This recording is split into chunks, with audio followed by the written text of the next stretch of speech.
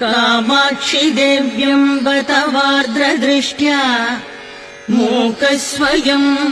मूककविर्यथासीत् तथा कुरु त्वम्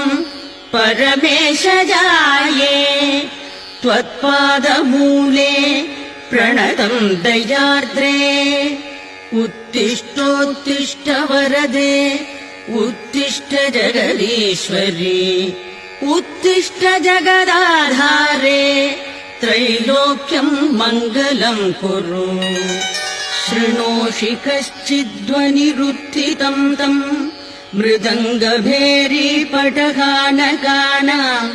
वेदध्वनिम् शिक्षितभूसुराणाम् शृणोषि भद्रे कुरु सुप्रभातम् शृणोषि भद्रे ननु शङ्खघोषम्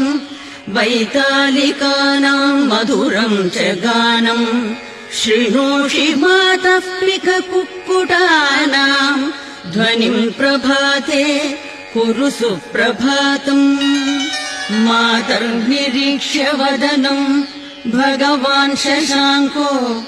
लज्जान्वितः स्वयमहो निलयम् प्रविष्टः